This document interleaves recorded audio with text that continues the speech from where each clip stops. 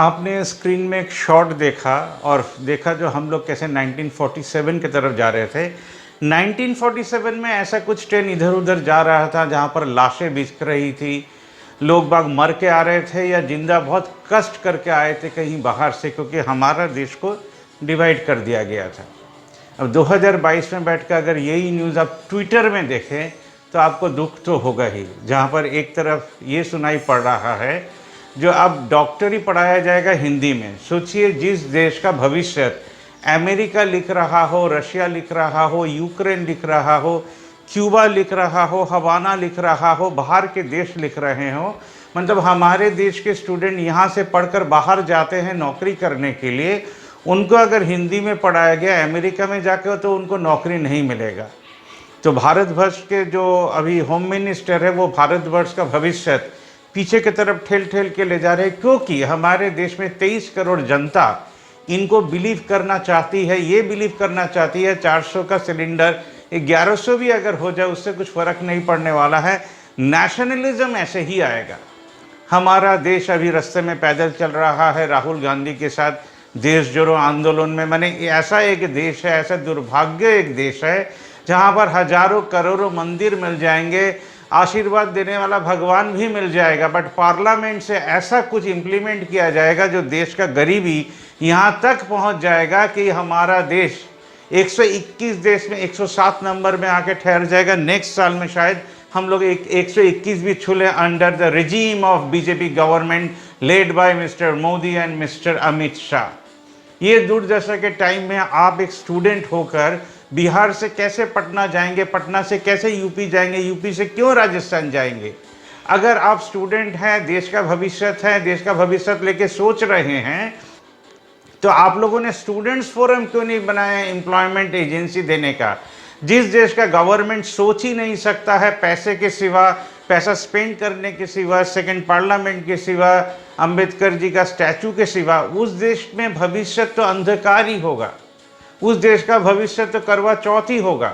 उस देश का भविष्य तो हिंदी को कैसे सबके ऊपर थोपा जाएगा वही होगा। तो आप लोग क्यों नहीं अपना एम्प्लॉयमेंट एजेंसी खोलते हैं कि हम लोग अपने आप को नौकरी देंगे?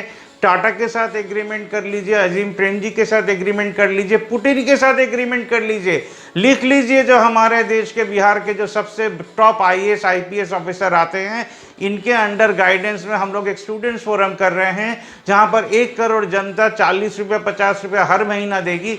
हम लोग इन्वेस्टमेंट करेंगे, हम लोग अपना ज़मीन देंगे, आप लोग इधर आइए और अमेरिका को बड़ा कीजिए। हम लोग आपको 51% हम लोग को दे दीजिए, 49% हम लोग आपको दे देंगे।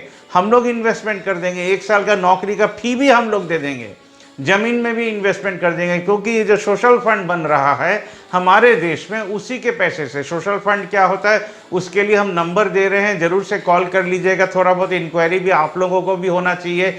एक चैनल आपके लिए भी बोल रहा था, सिर्फ वो ये न्यूज़ नहीं दिखा रहा था कि कैसे हमारे देश में परेशानी और बढ़ाया जाए, इसको रिपोर्ट करके उसके सर के ऊपर ठोप कर झमेला और खुद को ग्रेट पमान किया जाए। हर चैनल का ये काम अभी होना चाहिए 2024 तक, जब तक इलेक्शन का खास कुछ रिजल्ट नहीं आता है। क्योंकि बीजेपी का हाथ पकड़कर हम लोग 1857, 1757, 1600, 800 तक तो पहुंच ही जाएंगे। तो हमारे देश का जनता शायद इतना तो इंटेलिजेंट है तो ये समझता होगा कि हमारे देश का भविष्य क्या होगा। 23 करोड़ जनता जो भूल कर चुके हैं ऑलरेडी, और अभी शायद अपना माथा को दीवार के साथ पीट रहे होंगे, खून निकाल रहे होंगे, मंदिर जाके भगवान के सामने जाकर गाना गा रहे होंगे जो भगवान हमको वही पास दे दे जहाँ पर 400 रुपये का सिलेंडर था, तो शायद हमारे देश में एक सुबह कल फिर भी आ जाए। हमारे देश में 80 साल के एक बूढ़े को जो व्हील चेयर में बैठे हैं, जो चल भी नहीं पाते, बोल भी नहीं पाते, उनको कहा जा रहा है उनका माथा शायद इतना डेंजरस हो। सोचिए वो जेल के अंदर रह के इतना डेंजरस है जो जेल के बाहर नहीं आ पा रहे हैं। तो हमारे देश के बाहर के जनता का ब्रेन कितना शार्प होगा जो देश को गरीब बनाने के काम के लिए 543 लोगों को इलेक्ट करके आप लोगों ने पार्लियामेंट में भेज दिया। उनका दिमाग कितना शार्प होगा जो देश में गरीबी और भी गरीबी बढ़ाएंगे। क्योंकि आपको शिव भक्त या राम भक्त बनाकर हर हनुमान चालीसा के अंदर मरचोर कर आपको जरूर से बकवास सुनाकर वोट के तरफ ले जाएंगे, और आप भी अंधे के जैसे वोट देकर सोचेंगे हमने देश को आगे बढ़ा दिया। Welcome to 1947 with BJP government. Thank you very much for hearing me. I am Naresh Jain on behalf of भावना मुक। अगर आपको अच्छा लगा ये प्रेजेंटेशन, जरूर से सब्सक्राइब कर दीजिएगा, शेयर कर दीजिएगा, कमेंट तो जरूर से कीजिएगा। ये बकवास था या आपके लिए था? धन्यवाद। हम नरेश जैन।